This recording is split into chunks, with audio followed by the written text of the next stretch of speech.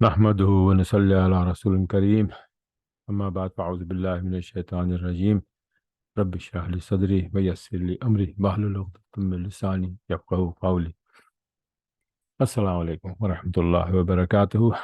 اس video میں ہم یہ سمجھنے کی کوشش کریں گے کہ اس ورڈ کا مطلب کیا ہے جو قرآن میں بار بار آیا ہے، صلاۃ، وَأَقِیمُوا الصَّلَاۃ، نماز قائم کرو، یا وَأَقِیم کا مطلب ہے بیسیکلی قیام کرنا، یعنی جیسا اللہ نے سورہ مزمل میں قم اللیل الا قم مطلب کھڑے ہونا، کھڑے ہو جاؤ نماز کے لیے، جو اب اردو میں ہم کہتے ہیں نماز، حالانکہ ورڈ نماز جو ہے وہ قرآن میں ہے ہی نہیں، ٹھیک ہے نا، صلاۃ ہے، مگر کیا صلاۃ کا مطلب عبادت ہے یا کچھ اور؟ تو اس کو ہم آئیڈینٹیفائی کرنے کی کوشش کرتے ہیں۔ چند آیات میں آپ کو دکھاؤں گا تو اس سے بات کلیئر ہو جائے گی کہ اصل اس آیت کا اس ورڈ کا مطلب، اصل مطلب کیا ہے جو اللہ نے قرآن میں یوز کیا ہے۔ ویسے تو عربی کے ورڈ ایسے ہیں بہت سارے کہ جن کے کئی مطلب ہوتے ہیں، اور اگر آپ نے غلط مطلب غلط جگہ فٹ کر دیا تو پھر آیت کا تو مطلب ہی بدل گیا، رائٹ؟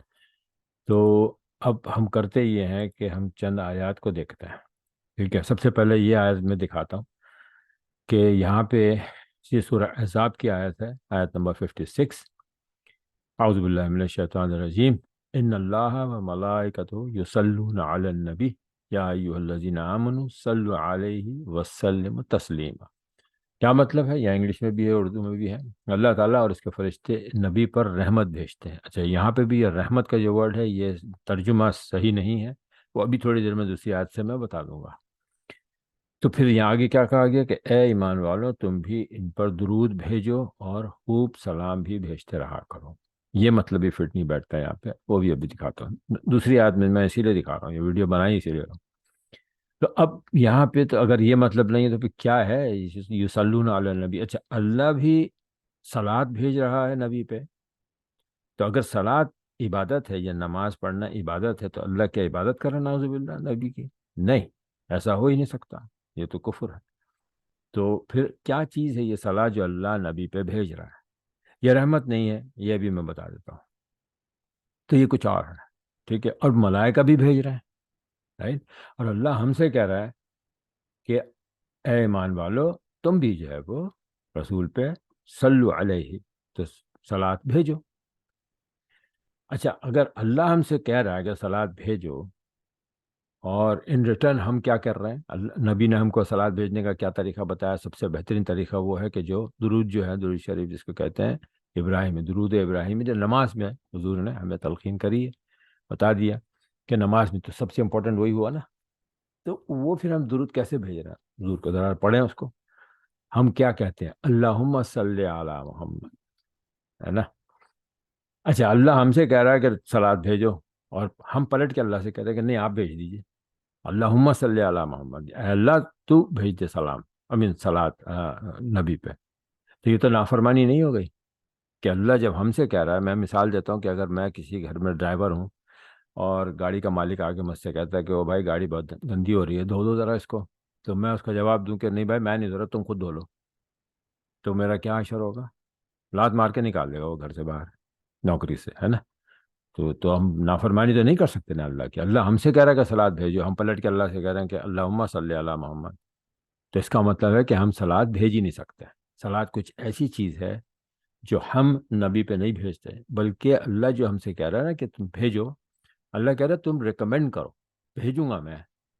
اور ملائکہ کے ساتھ بھی یہی مسئلہ ہے، ملائکہ بھی جو بھیجتے ہیں، اس آیت میں جو ہے ان اللہ و ملائکۃ یصلون علی النبی، تو ملائکہ بھی اللہ سے کہتے ہیں اللہم صلی علی محمد، ہے سمجھ میں؟ تو انسان سے بھی اللہ نے یہ کہا، تو اللہ نے رسول کو بتا دیا، اور نبی نے جو ہے ہمیں سکھا دیا کہ ایسے بھیجا کرو بھائی، درود درود ابراہیمی ہے بہترین۔ اور یہ ہم اللہ سے ریکویسٹ کرتے ہیں کہ اللہ آپ ہماری طرف سے جو ہے وہ بھیج دیجیے۔ تو جب اللہ وہ درود جو صلات بھیجے گا نبی پہ، وہ ہماری طرف سے کہہ کے بھیجے گا، تو نبی کو پتہ چل جائے گا کہ اچھا سو اینڈ سو نے، فلاں فلاں آدمی نے میرے لیے یہ کیا ہے نا؟ تو اس آدمی کی بھلائی ہوگی۔ وہ بھی آگے دو تین آیت میں دکھاؤں گا۔ تو اتنی بات سمجھ میں آ گئی کہ صلات جو ہے یہ کچھ اور ہے، یہ رحمت بھی نہیں ہے۔ ابھی دیکھ لیتے ہیں، یہاں پہ آئیے۔ اب یہاں کہہ رہا ہے اللہ، ایک آیت ہے، یہ سورہ بقرہ کی آیت ہے کہ اللہ کہتا ہے میں آزماؤں گا، تم سبوں کو آزماؤں گا. اور بھی یہ آیت ہے سورہ ملک میں جو بہت امپورٹنٹ آیت ہے کہ اعوذ باللہ من الشیطان الرجیم الذی خلق الموت والحیات لیبلوکم ایکم احسن عملا، کہ میں نے یہ زندگی اور موت کا جو کھیل رچایا ہے یہ کرائی اسی لیے ہے تاکہ میں تم لوگوں کو آزماؤں کہ کون اچھے عمل کرتا ہے اور آف کورس کون نہیں کرتا ہے نا. تو یہاں پہ وہی بات پھر آ رہی ہے کہ وَلَنَبْلُوَنَّكُمْ بِشَيْءٍ مِّنَ الْخَوْفِ وَالْجُوعِ وَنَقْصٍ مِّنَ الْأَمْوَالِ وَأَنفُسِ وَالثَّمَرَاتِ وَبَشِّرِ الصَّابِرِينَ. تو اللہ کہہ رہا ہے میں ضرور ضرور تم کو آزماؤں گا. کس سے؟ تھوڑی سی کبھی بشیء من الخوف، شیء کا مطلب تھوڑا سے، کسی تھوڑی سی چیز یا تھوڑے سے اماؤنٹ آف کیا خوف، مختلف چیزوں کا خوف، جاب کے جانے کا خوف، جان کے جانے کا خوف، مال کے نقصان کا خوف، ڈر، چیزوں کا، مختلف چیزوں کا ڈر ہے نا. جب اللہ کا ڈر نہیں ہوتا ہے نا تو پھر ہزاروں دوسری چیزوں کا ڈر ہوتا ہے. اور اگر اللہ کا ڈر ہے تو پھر آدمی ڈر سے فارغ ہو جاتا ہے نا.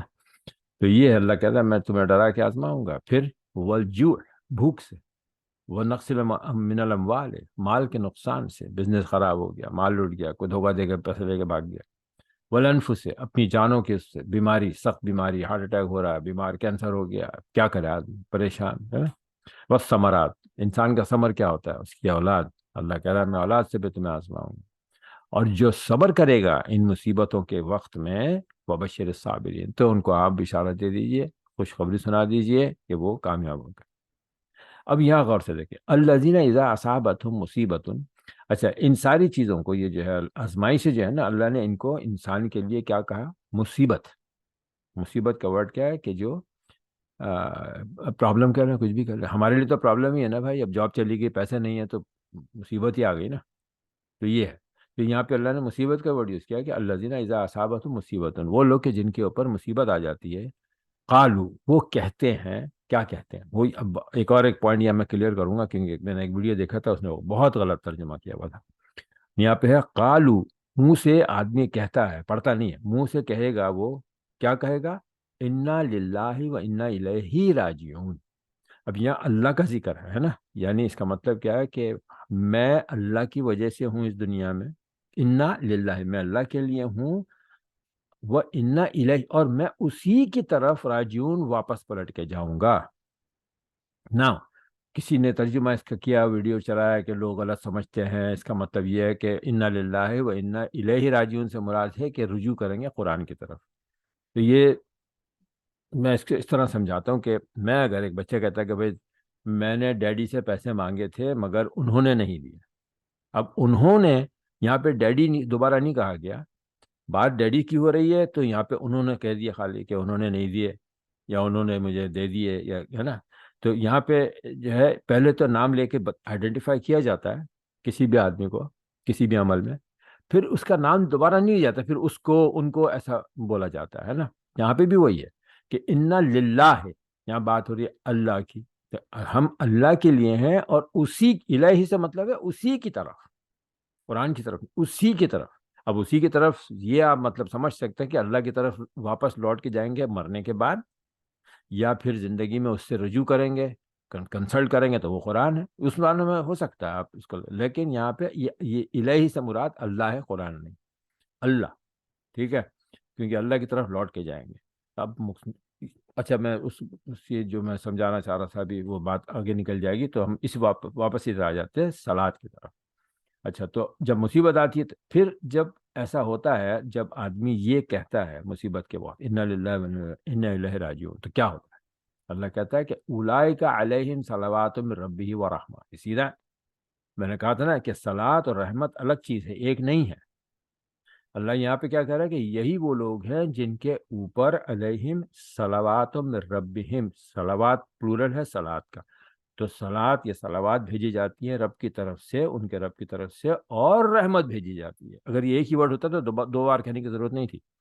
یہ ایک ورڈ نہیں ہے، یہ ایک چیز نہیں ہے، یہ الگ ہے، اس لیے اس کو الگ الگ کہا گیا. اور پھر ہدایت بھی الگ ہے. کیوں؟ آگے یہ بھی کہا گیا وَأُولَئِكَ هُمُ الْمُهْتَدُونَ، اور ساتھ ہی ساتھ ان کو ہدایت بھی بھیجی جاتی ہے، یعنی انسٹرکشن بھی بھیجی جاتی ہے. جس مصیبت میں بھی وہ گھرے ہوئے ہیں وہاں سے نکلنے کی انسٹرکشن، کہ کیسے اس مصیبت سے نکلنا ہے. یہ سب ہوتا ہے اگر جو ایک آدمی باقاعدگی سے نماز پڑھنے والا ہے، نیک عمل کرنے والا ہے، تو وہ جب اللہ کے مصیبت کے وقت یہ پڑھتا ہے قالوا انا للہ امین انا للہ و انا الیہ راجعون، تو اللہ کی طرف سے یہ ہوتا ہے، اللہ کی طرف سے صلوات بھیجی جاتی ہے۔ تو اب مسئلہ کیا ہو گیا؟ اللہ صلوات جو ہے وہ نبی کو بھی بھیج رہا ہے، پہلی آیت میں ہم نے پڑھا ہے نا، یہاں پہ اللہ نبی پہ صلوات بھیج رہا ہے، اللہ جو ہے عام آدمی کے اوپر بھی صلوات بھیج رہا ہے بھائی۔ تو یہ نماز تو نہیں ہو سکتی صلوات، اللہ کیا نماز پڑھتا ہے لوگوں پہ یا نعوذ باللہ نبی پہ؟ نہیں۔ دعا ہے؟ نہیں، اللہ کیسے دعا کر سکتا ہے؟ دعا تو کسی سے کی جاتی ہے، اپنے سے بڑے سے، یعنی الہ سے کی جاتی ہے، خدا سے دعا کی جاتی ہے۔ تو خدا کا خدا کون ہے؟ کوئی بھی نہیں ہے، وہی خود خدا ہے، تو وہ کس سے دعا کرے گا؟ تو یہ دعا بھی نہیں ہے، یہ رحمت بھی نہیں ہے، ہم نے دیکھ لیا ابھی ساتھ آیت میں کہ رحمت کا یہ الگ ہے۔ تو پھر ہے کیا؟ کیا بھیج رہا ہے اللہ؟ اچھا اب ہم دوسرے اینگل سے دیکھتے ہیں۔ اچھا ایک دو اور آیتیں دیکھ رہے ہیں، پہلے اس کو کلیئر کر لیں اچھی طرح۔ یہ ایک آیت ہے، یہاں پہ کیا ہے؟ وَمِنَ الْأَعْرَابِ مَن يُؤْمِنُ بِاللَّهِ وَالْيَوْمِ الْآخِرِ وَيَتَّخِذُ مَا يُنْفِقُ قُرُبَاتٍ عِندَ اللَّهِ وَصَلَوَاتِ الرَّسُولِ۔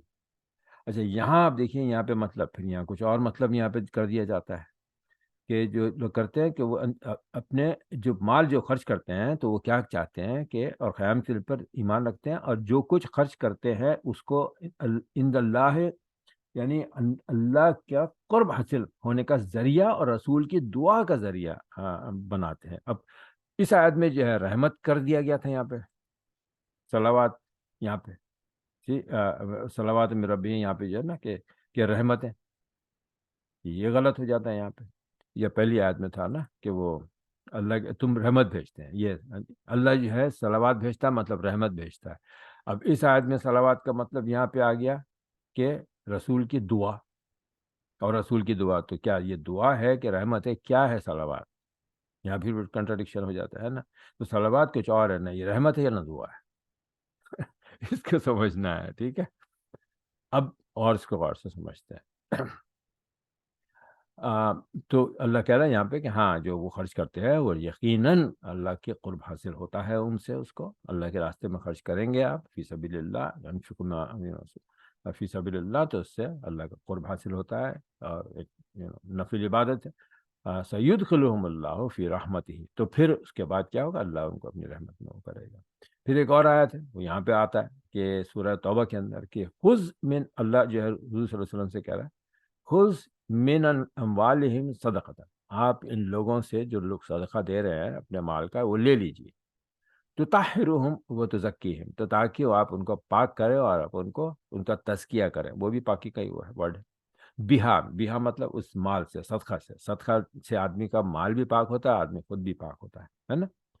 آگے دیکھو کیا ہے، وصلی علیہم، اور ان پہ صلوات بھیجیں یا صلات بھیجیں۔ تو اب کیا رسول جو ہے وہ کیا نماز پڑھنے کھڑے ہو جائیں ان آدمیوں کے لیے؟ نعوذ باللہ، نہیں۔ تو پھر کیا ہے یہ صلی؟ دعا تو ہم نے ابھی دیکھ لیا کہ وہاں پہ مطلب ہوا دعا کا ایک جگہ وہ ہے، لیکن دعا کا مطلب جو ہے نا، ایک دیکھو ایک آیت ہے بقرہ، سورہ بقرہ کے اندر کہ انی قریب اجیب دعوتی دائی اذا دعان، صرف دعا کے تین ورڈ یہاں پہ یوز ہو رہے ہیں، اجیب دعوتی دائی، میں جواب دیتا ہوں ہر پکارنے والے کا جب وہ مجھے، اذا دعان، جب وہ مجھے پکارتا ہے۔ تو دعا کا مطلب ہے اللہ کو مدد کے لیے پکارنا، ٹھیک ہے؟ اب مدد کے لیے یا کسی اور چیز کے لیے، کسی چیز کے لیے بھی اللہ کو مخاطب کرنا، اللہ سے بات کرنا، اللہ کو پکارنا، اس کا مطلب ہوتا ہے دعا۔ تو اگر یہاں پہ وصلی علیہم ہے، یعنی آپ ان لوگوں کے لیے دعا کیجئے، تو دعا کیا کیجئے؟ دعا کس چیز کے لیے دعا کیجئے؟ تو یہ دعا یہاں نہیں ہے، دعا کا ہوگا ورڈ تو دعا کا ورڈ یوز ہوتا ہے یہاں پہ، یہاں پہ صلی کا ہوا ہے۔ تو اللہ بھی بھیجتا ہے، اور اللہ دعا تو نہیں دیتا، اللہ دعا کیسے دے گا کسی کو؟ وہ کس سے مانگے گا دعا؟ اللہ دعا تو کسی الہ سے، کسی خدا سے مانگی جاتی ہے نا۔ میں اگر اپنے بیٹی کے لیے دعا کرتا ہوں تو کس سے دعا کروں گا؟ اللہ سے دعا کروں گا۔ اب اللہ کس سے دعا کرے گا؟ تو وہ صلوات جو نبی کو بھیج رہا ہے تو وہ دعا، تو صلوات کا مطلب دعا تو ہوا نہیں۔ اب جو ہے یہاں پہ آ گیا مسئلہ کہ یہ صلوات ہے کیا، کون سی چیز ہے جو اللہ لوگوں کو دے سکتا ہے، اور مخلوق کو، اور مخلوق اس کی محتاج ہے؟ کیا چیز، کس چیز کے خزانے اللہ کے پاس ہیں جو اللہ دے سکتا ہے؟ وہ ہے نعمت ہے، انگلش میں ان کو بولتے ہیں بلیسنگس. تو اللہ کی جو نعمتیں ہیں وہ ہے اصل میں کہ جو اللہ دے سکتا ہے سب کو. نبی کو بھی وہی دے سکتا ہے, انسانوں کو, مخلوق کو, جانداروں کو, بے جانوں کو, آسمانوں کو, چاند ستاروں کو, جو کچھ بھی ہے دے گا اللہ دے گا. اور ہر انسان, جن و انس اور جو ہے نباتات اور جو کچھ بھی آسمان زمین میں جو کچھ بھی ہے اور خود آسمان زمین, وہ اللہ کی نعمتوں کے محتاج ہیں. رائٹ. اسی لیے درود ابراہیمی میں ہم نہیں بھیج سکتے کیونکہ ہمارے پاس تو ہے ہی نہیں نعمتیں, ہم کس کو نعمت دے سکتے ہیں؟ تو ہم اللہ سے کہتے ہیں کہ یا اللہ آپ بھیج دیجیے, اللہم صلی علی محمد, ہے نا. تو اسی طرح جو رسول ہے یہ جو ہے نا صلی علیہم, یعنی اللہ جب لوگ آئیں گے اپنا مال دیں گے, صدقہ دیں گے اللہ کی راہ میں, تو پھر اللہ سے حضور دعا کریں گے کہ یا اللہ تو بھی ان کے رزق میں اضافہ کر. تو وہ جو رزق ہے وہ نعمت ہے. تو حضور نے دعا تو کری, لیکن کس کے لیے؟ صلی علیہم. یعنی اللہ کہتا ہے کہ آپ ان کے لیے دعا کریں کہ اللہ ان کو نعمتیں دے. کون سی نعمت؟ بھائی وہ آ کے مال خرچ کرے اللہ کے نام پہ تو ان کے رزق میں برکت دے. بالکل اسی طرح درود ابراہیمی کے اندر بھی ہے کہ جب ہم کہتے ہیں کہ اللہم صلی علی محمد, تو سیکنڈ پارٹ کیا ہے؟ اللہم بارک علی محمد والا عالم. بارک یعنی برکت دے. تو برکت کس چیز میں دے؟ دعا میں برکت. کیا فائدہ ہوا؟ دعا تو ہم مانگ رہے ہیں نا, اللہ ہمیں تھوڑی دعا دے رہا ہے, تو اس میں برکت کا تو کوئی سینس نہیں بنتا. ہاں, اللہ ہمیں جو نعمتیں دے یا کسی کو بھی نعمت دے تو ہم اس کے لیے دعا کریں گے اللہ سے کہ یا اللہ اس نعمت میں برکت بھی ڈال دے. برکت کا مطلب بیسیکلی یہ ہوتا ہے کہ اس چیز کا بغیر کسی وجہ کے بڑھتے رہنا, یہ ہے برکت. وہ اس کا میں ویڈیو کو دوسرا بناؤں گا. ایسا میں جیسا بیج کو اگر زمین میں ڈال دیتے ہیں پھر آپ بھول جائیں, اس میں سے ایک دم سے پودا نکل آتا ہے, کہاں سے آ جاتا ہے بھائی؟ یہ برکت ہے. ہاں, تو anyway, تو یہاں پہ جو صلی علیہ ہے نا, اچھا ایک حدیث بھی ہے جو اس کو سپورٹ کرتی ہے کہ جو میرا خیال ہے بخاری اور ترمذی میں دونوں ہیں, بہت مشہور حدیث ہے کہ اللہ جو ہے نا ہر رات کو پچھلے آخری پہر جس کو کہتے ہیں یعنی تہجد کے ٹائم میں اور فجر سے تھوڑا سا پہلے, وہ آسمان زمین پر آتا ہے اور پکارتا ہے یا آواز لگاتا ہے کہ ہے کوئی بخشش مانگنے والا کہ میں اس کی مغفرت کروں, ہے کوئی رزق مانگنے والا کہ میں اس کو رزق دوں, ہے کوئی بیمار جو شفا مانگنے والا ہے جو میں اس کو شفا دوں. اللہ آتا ہے, اللہ آواز لگاتا ہے کوئی مانگنے والا. اس کا مطلب کیا ہے؟ اللہ دے کیوں نہیں دیتا؟ اللہ کو نہیں پتا کون بیمار ہے, دے دو بھائی, صحیح کر دو بھائی. نہیں, نہیں کرتا اللہ. اللہ کہتا مانگو مجھ سے مانگو تو میں دوں گا.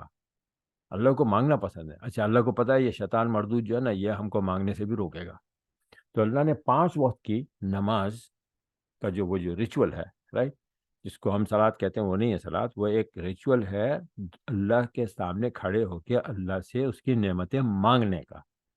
تو اللہ نے وہ پورے پروسیس کا نام ہی صلات رکھ دیا. واقیم الصلاۃ یعنی اللہ کے پاس آؤ اور اللہ سے اس کی نعمتیں مانگو. تو مانگو گے تو میں دوں گا, نہیں مانگو گے تو بیڑا غرق ہو جائے گا تمہارا. اس لیے 5 وقت مانگنے کا اللہ نے مست کر دیا. آپ ویسے بھی مانگیں, دعائیں مانگیں, لیکن آپ ایک نماز ہی نہیں پڑھ رہے اور دعا مانگنے کھڑے ہو جائیں گے تو پھر اللہ کہہ رہا ہے جو میں نے جب بولا وہ تو کر نہیں رہا, تم تو بھاڑ میں گئی تمہاری دعا. بائی دی وے, وہ جو دعا ہے نا کہ اسلو کا عبادی فانی قریب اجیب دعوت الداع اذا دعان. اجیبو کا مطلب یہ جواب دینا, قبول کرنا نہیں ہے. یہاں پہ بھی مطلب غلط کیا جاتا ہے کہ وہ اللہ دعا قبول کر لیتا ہے. بھائی تقبل منا, اللہ کو ہم کہتے ہیں کہ یا اللہ تو قبول کر لے. تقبل ورڈ ہے اس کے لیے, قبول کے لیے, ہے نا. اجیب دعوتی تو وہاں سے اللہ جواب دیتا ہے, لیکن اگر اللہ کا جواب کیا ہے؟ فاستجیبوا لی وتؤمنوا بی لعلہم یرشدون, یعنی تم بھی تو میرا کہنا مانو, تم بھی تو میرے پہ ایمان لاؤ, پھر میں تمہاری دعا سنوں گا.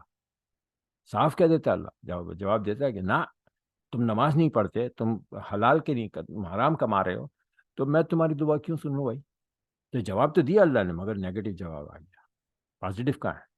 پازیٹیو جب آئے گا, دعا قبول جب ہوگی کہ آپ کی انکم حلال ہوگی, عورتیں ہیں پردے کے اہتمام کرتی ہوں گی, مرد ہے اپنے جو بھی ان کو کہا گیا ہے اس حساب سے چل رہے ہوں گے. ہمارے حکمران کو دیکھیے ذرا, کیا شر ان لوگوں کا, کہیں پہ کوئی شریعہ لا قائم ہے؟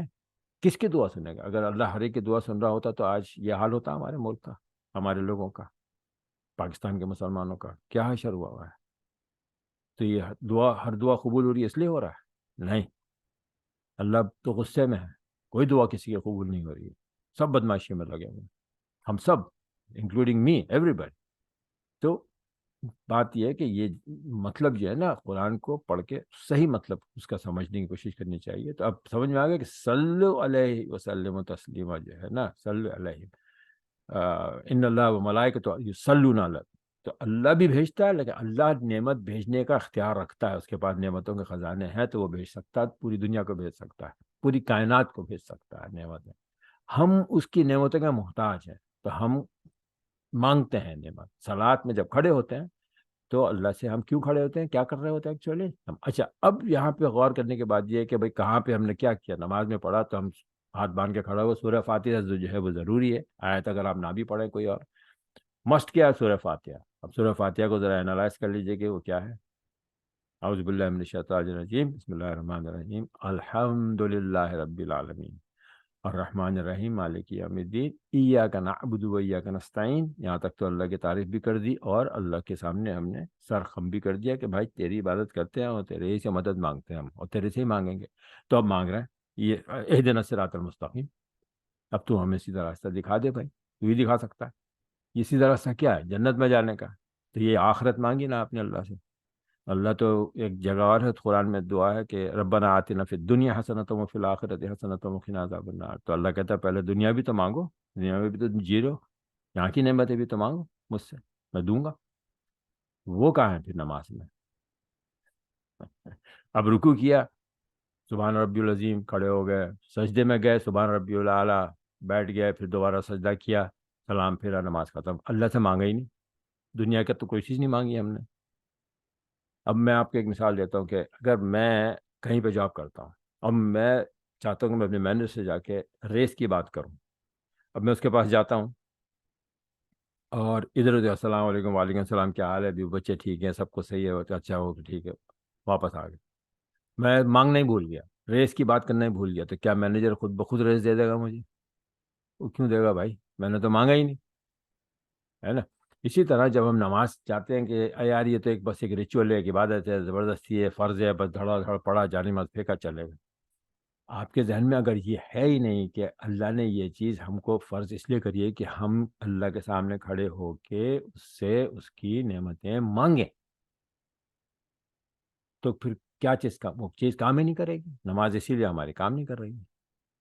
تو نماز میں کھڑے ہو کے اللہ سے مانگنا، تو سورہ فاتحہ میں تو ہم نے آخرت مانگی، دنیا کی در مانگ رہی۔ اب یہاں آ جائیے، میں آپ کو ایک چیز دکھاتا ہوں کہ نماز پڑھنے کا طریقہ ہم کو قرآن میں سے تو نہیں ملتا کہ یوں کھڑے ہو، رکوع کا ذکر ہے، سجدے کا ذکر ہے، لیکن کب رکوع کرنا ہے، کب سجدہ کرنا ہے، یہ سب کیسے پتہ چلا ہم کو؟ جبرائیل علیہ السلام نے حضور صلی اللہ علیہ وسلم کو سکھایا کہ، اور انہوں نے پھر ہمیں بتایا، تو حدیثوں کی کتابوں میں موجود ہے طریقہ کہ یہ طریقہ ہے بھائی، ہے نا؟ تو حدیثوں سے ہی ہم کو پتہ چلتا ہے نا کہ بھائی یہاں رکوع میں یہ پڑھنا ہے اور سجدے میں یہ پڑھنا ہے۔ تو ایک اور حدیث ہے جو نماز ہی کے ایک رکن کے بارے میں ہے، اس کو سب بھول گئے، وہ کیوں؟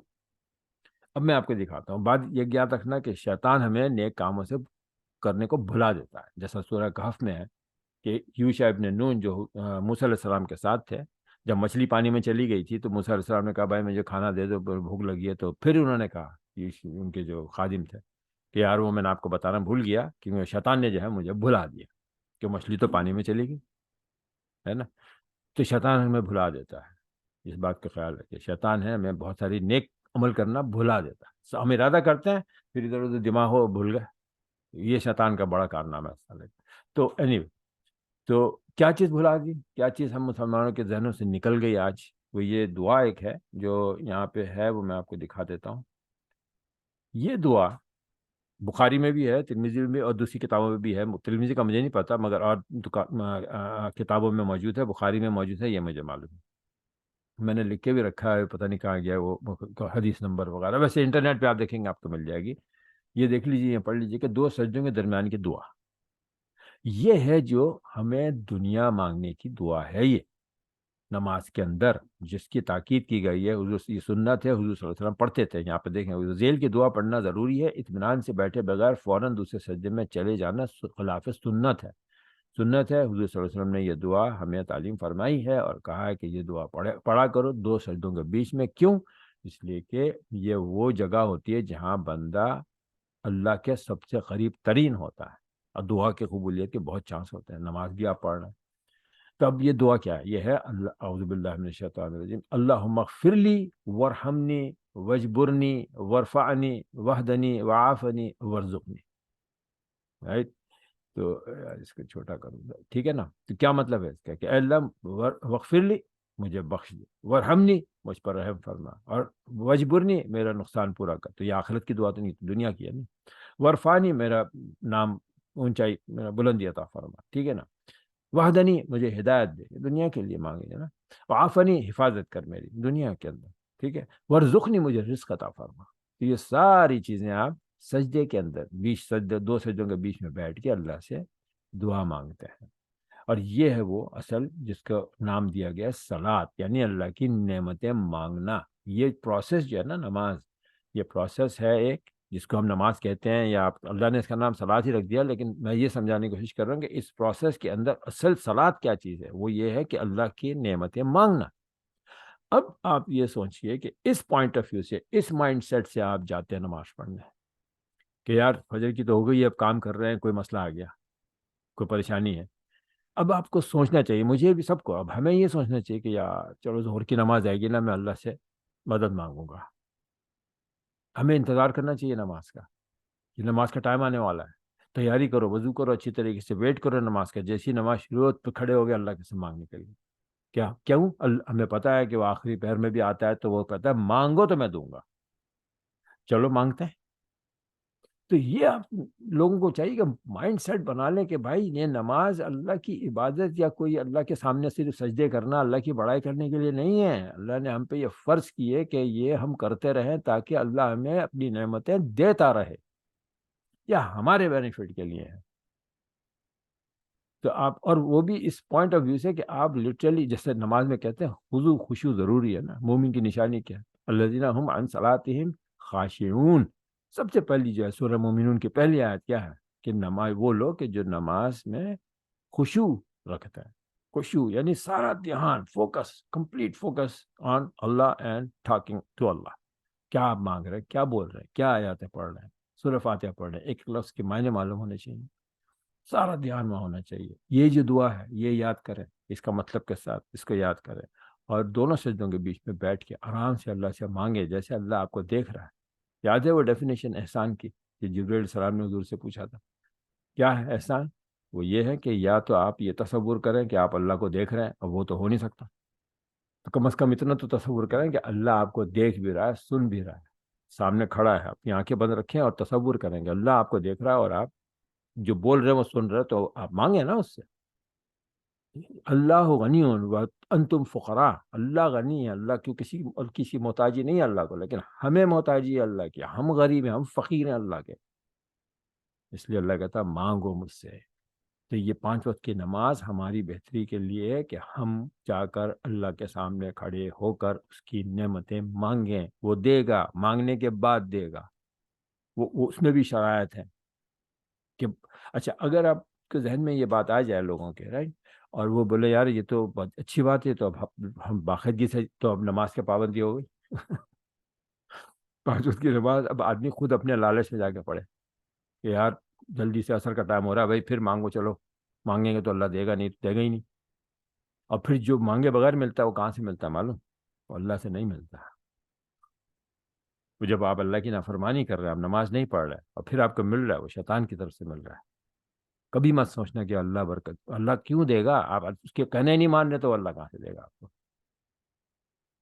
سمجھ؟ تو ان باتوں کا خیال رکھیں، نماز کو صحیح کریں۔ نماز کے اندر ایک ایک چیز جو ہے، اب سبحان ربی العظیم جو ہے، یہ کہاں سے؟ فسبح بسم ربک العظیم، سورہ واقعہ کے اندر جو ہے، اس کو حضور نے یہاں رکھا ہے۔ سبحان ربی العلیٰ جو سجدے میں پڑھتے ہیں، یہ کہاں سے آیا؟ کیوں پڑھتے سبحان ربی العلیٰ؟ کوئی اور، یہ سورہ اعلیٰ جو ہے، سبح اسم ربک الاعلیٰ، وہاں سے لے کے حضور نے یہاں پہ رکھا ہے۔ اتحیات جو ہے پڑھتے ہیں، وہ کیا ہے؟ وہ کنورزیشن ہے بٹوین اللہ اینڈ رسول، جو مہاراج کے وقت ہوا تھا۔ پھر درود شریف ہے۔ تو اس سب چیزوں کا آپ کو پتہ ہونا چاہیے کہ یہ کیا ہے، اور جب پڑھ رہے ہوں تو مطلب ذہن میں ہونا چاہیے، اور سارا دھیان نماز کی طرف ہونا چاہیے، اور اللہ کی طرف کہ اللہ سن رہا ہے، دیکھ رہا ہے، کوئی بدتمیزی نہ ہو جائے، کوئی غلطی نہ ہو جائے، کوئی بے ادبی نہ ہو جائے۔ ایک آیت ہے، اللہ نے کہا کہ کھڑے رہا کرو نماز میں، اور قانتین، بہت ادب کے ساتھ کھڑے رہا کرو۔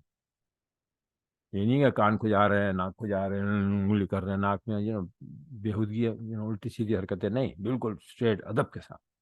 یہ حکم ہے خدا کا، اللہ کا حکم ہے، قرآن کے اندر آیت ہے۔ ٹھیک ہے، تو اب میں بند کرتا ہوں، ویڈیو بہت لمبا ہو جائے گا نہیں تو یہ بہت ضروری ہے کہ یہ جو دعا ہے نا، یہ دعا بس میرا خیال ہے، جو میں نے دیکھا ہے، سنا ہے، لوگوں کو جج کیا ہے، تو تقریباً 98%، 100 میں سے صرف ایک یا دو آدمیوں کو پتا ہوگی یہ دعا، اور ہے ہی نہیں، انٹرنیٹ پہ بھی موجود، لیکن لوگوں کو پتہ نہیں، پڑھتے نہیں، کوئی نہیں پڑھتے یہ دعا۔ کیوں؟ نماز کا اصل مقصد ہی یہی ہے، نماز کا اصل مقصد یہی ہے کہ آپ اللہ کی نعمت ہے، صلات کا مطلب ہی یہی ہے کہ اللہ کی نعمت ہے، تو وہی نہیں مانگ رہے تو پھر آپ کی صلاح ہو کیا رہی ہے؟ ٹھیک ہے، تو نماز کو صحیح کریں، اور ان مطلبوں کو صحیح سمجھیں، یہ تو پھر جو ہے نماز میں کا اثر بھی ہوگا۔ ٹھیک ہے، تو پھر اب ختم کرتے ہیں یہ، ہوپ کہ تھوڑا سا جو میں ایکسپلین کرنا چاہ رہا تھا وہ کر دیا ہے، اور اگر کسی کو کوئی سوال کرنا ہے، کوئی بات پوچھنی ہے، تو میرے ویڈیو کے نیچے میری ای میل ایڈریس ہوگا، تو اس پہ بڑے شوق سے ای میل کریں، تو میں اس کو اور ایکسپلین کر دوں گا، اور ویڈیو بنا دوں گا، کوئی مسئلہ نہیں ہے۔ ٹھیک ہے نا، تو اب چلتا ہوں، السلام علیکم ورحمۃ اللہ وبرکاتہ، وآخر دعوانا ان الحمد للہ رب العالمین۔